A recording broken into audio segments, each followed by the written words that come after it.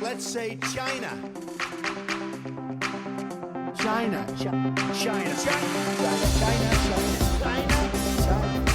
There are next door neighbors, and you can actually see Russia from land here in Alaska. You go over to China.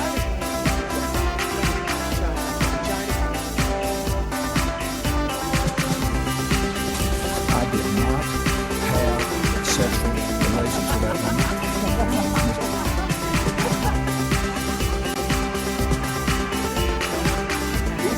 Trump statement, tweeting out insults to Angela Merkel. What's he doing?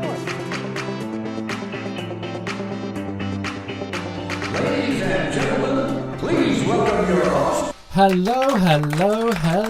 It is I, James Andrews, and you are listening to So This Happened. Very possibly the only news you will need today, tomorrow, or forever.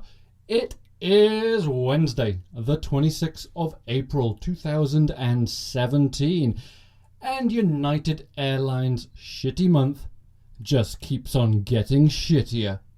Today, it was announced that a rabbit, and not just a normal rabbit, but the world's largest rabbit.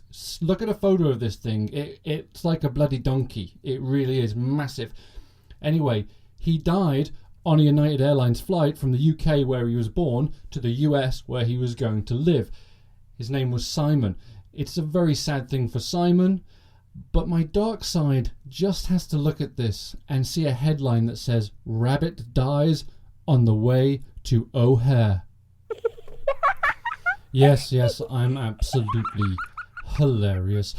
And in Washington, the Congress is back in session. They came back on Monday after a lovely 2-week vacation where they got to do whatever congressmen and senators do on vacation. Make up stories. I don't know what they do on vacation, but I do have a little snippet of what was said in Congress today.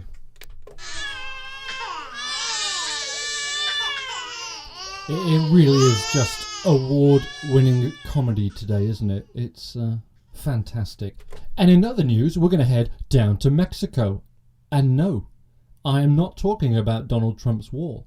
What I am talking about is today, a high-level Mexican official came out and said Mexico is contemplating the idea of charging Americans an admittance fee to come into Mexico. Now, some people have said this looks like a retaliation for Donald Trump insisting that Mexico pays for the wall.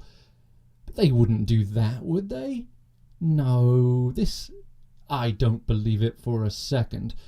Well, what it looks like, folks, is that one way or the other, we are going to pay for Donald Trump's fucking wall. And now, onto something a little more sinister. Cue the terrible royalty-free sinister music. Thank you, that's perfect. I want to talk for just a second about free speech, or the lack of free speech. Ann Coulter, outspoken conservative talk show host who I find, to be honest, just the wrong side of repulsive. I disagree with everything she says. I think she spreads a lot of fear, a lot of hate, and I suspect that people listening to her get absorbed with that fear and that hate. But here is where I put aside our political and social differences. Ann Coulter was scheduled to speak at the University of California at Berkeley this week. The invitation was rescinded after protests from students led the university to say, "We can no longer have you perform here at Berkeley. It's just too divisive. It's going to potentially lead to a violent situation. We can't have it." Anne said, "No, I am absolutely going to talk at Berkeley, and there's nothing you can do to stop me." The University of Berkeley then came back and said, "Okay, you can speak here. However, it cannot be on the day that you were initially doing. It can be on this date in May, when, by the way, the students are no longer in session there. And you can't advertise where it's going to be. The venue will be different, and you can't advertise the venue." Anne said, "No, I am still going to perform on Thursday, i.e. tomorrow, like originally planned. Well, just a few moments ago, Ann Coulter came out and said that she has just cancelled the event. She is no longer going to be doing it. And here is where I want to stick up for Ann. Not for her message, not for her morals, not for any of that. But this is an issue of free speech, folks. Okay, what essentially has happened here is a bunch of people who are on the left and on a very extreme version of the left have said, no, you can't come here, you can't speak here because we do not agree with you, and if you come, we'll start a fucking riot and we'll do violence and we'll do bad things because we don't want you to speak here. Guys, the very premise of this country is built on free speech. We can all have different opinions. I have friends who have completely and utterly different opinions to me. And we get on great. Some of my best friends, I would argue, don't hold my views on a lot of things. And that's what's beautiful about America. It's this wonderful melting pot where everybody can have their own opinions. But at the end of the day, everybody comes together and we're all from the same place. So, Berkeley, the birthplace of free speech, has just shot down somebody because they don't want her to speak there because they don't like what she says. Now, I personally think that Ann Coulter, what she talks about, what I would consider would be hate speech. But here's the issue of that. Even if it is, it's still free speech and she still has a right to go on a campus and express her opinion. You don't have to agree with it, you don't have to like it. But you do have to accept the fact that she has a right to be there.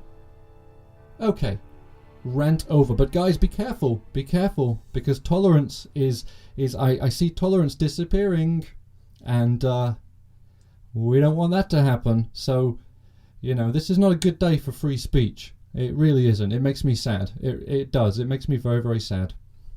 Okay, good, and I've just noticed that Trump Vader is at the studio in the window just in time to save me from going off even further on my little rant. Trump Vader, come on in, mate. Welcome, how are you doing? You're looking quite good. You're always looking good. You're shiny. I don't know how you make that suit so shiny. Okay, Trump Vader has a tweet he would like to read to us. So, Trump Vader, please, the microphone is all yours, mate. Today, I signed an executive order at the U.S. Department of the Interior. Review of designations under the Antiquities Act. Alright, not bad. Now, do you want to talk a little bit about this executive order that you just signed? He does not. You're doing your golf swing. He's got to go play golf. He's got a, what is that? Oh, he's tees off fairly soon, so... Oh, he's doing the clappy hands. He looks like a seal, actually. He's just clapping his hands there. But that means he wants his round of applause. So, ladies and gentlemen, let's give Trump Vader his round of applause.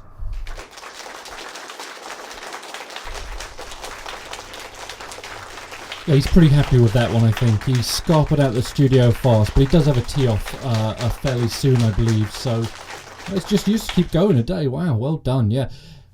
Okay, so let's look at this executive order that Trump Vader signed today.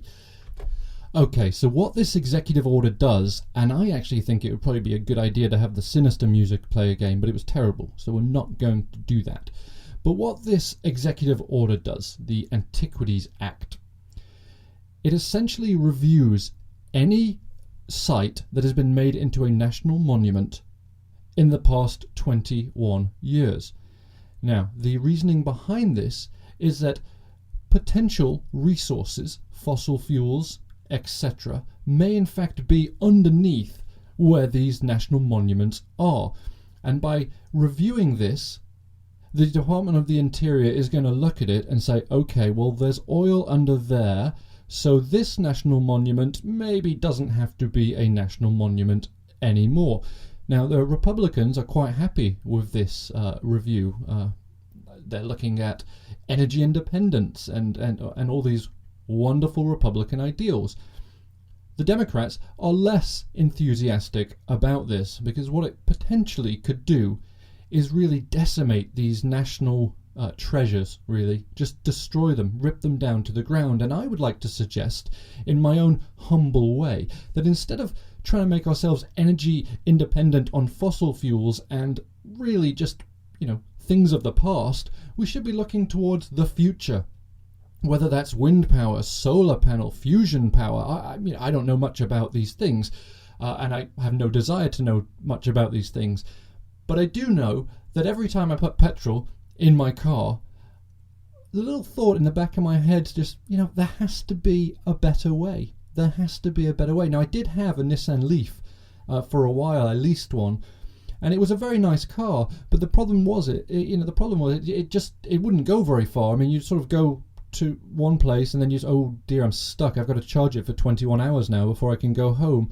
So I think that's where we should be putting our energies and our efforts, is into discovering renewable forms of energy rather than digging into the ground to pick up these old 20th century. It's so 20th century. That's what it is. Maybe if we start saying that, these politicians, they want to look quite cool, don't they? So they say, well, we need to find fossil fuels. Just go, you are so fucking 20th century. It's not even funny.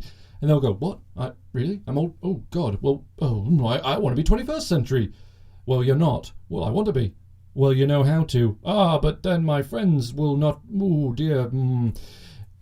It goes on and on, doesn't it? And up on the hill, Capitol Hill, that is. Fuck other hill would it be, James? Oh, maybe a National Monument Hill, right? Maybe that's... No, I'm talking about Capitol Hill.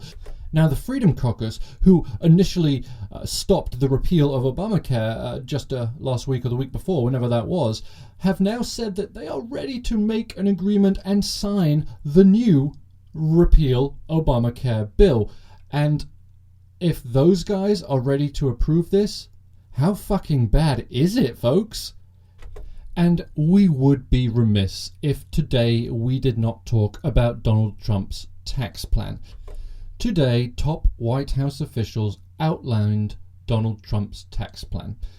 The White House Chief Economic Advisor, Gary Cohn, and the Treasury Secretary, Steve Mnuchin, were there to outline this plan. Now, it should be noted that both these gentlemen come from Goldman Sachs, so bear that in mind when we go through this. Now, what was presented today in the press conference wasn't really a tax plan. This was really a very basic outline of what Donald Trump would like to do. And it sort of had a feeling that he just sat there and said, look, we've got to do something. 100 days is coming up. We have to throw something out there.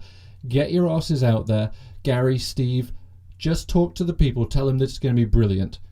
And of course, it starts off with Steve Mnuchin saying, this is the biggest tax cut in U.S. history. It is going to help everybody.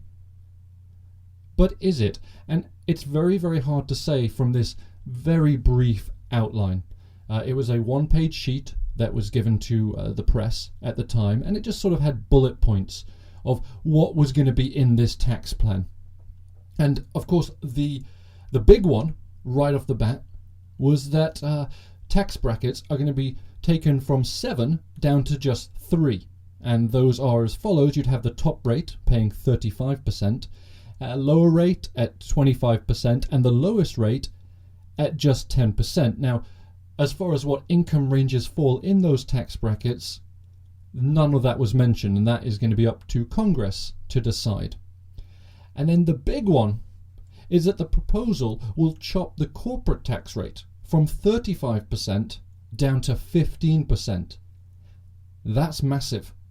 Absolutely massive.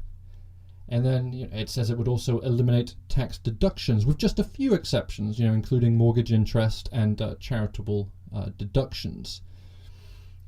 There was a few other points on the plan, and if you want to look at it, you can read through them. But to be honest, there's really not much in there that tells us anything about this plan. And as Steve Mnuchin was very quick to point out, Congress will have to sort out all the details. And as we know, the devil is in the details.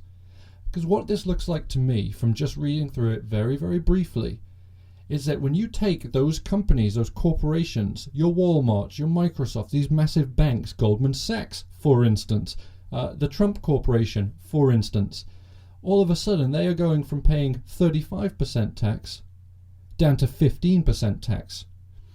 This sounds a lot like trickle-down economics to me. You give tax breaks to these ultra-wealthy and the benefits will roll down. And that is exactly how they think they're going to pay for this thing. It was all cuts. There was nothing in there to say, how the hell are we going to pay for this? Because it will literally take trillions and trillions of dollars out of the deficit. It will just keep increasing it. The idea behind this is that because it's such a great tax plan, that it will stimulate the economy, and that's where we will make up that trillions and trillions of dollars gap, is by people going to work, buying stuff, just making America great again. But would it? It's never worked in the past. It never ever works in the past. A strong economy is a wonderful thing, but it's never going to make up for those trillions and trillions of dollars that you've just slashed from the budget. And even though Donald Trump and his little soldiers here were very quick to point out that no, this is actually going to help middle income and low income families the most, who are we kidding? Right? You're going from 35% to 15% for multi-billion-dollar corporations, and somebody that's making, $25,000, $30,000 a year is going to see a tiny little tax cut. But then all the deductions are gone, so we'll have to see how it works out with Congress. But as of right now, it just doesn't strike me as very good. And we are out of time. So it's been an absolute pleasure. Thank you very much for listening. You can always follow me on Twitter at SoThisHappen. And if you like what we're doing here, please subscribe and let people know. We are spreading the good word. Anyway, folks, have a wonderful, wonderful evening, and I will chat with you tomorrow.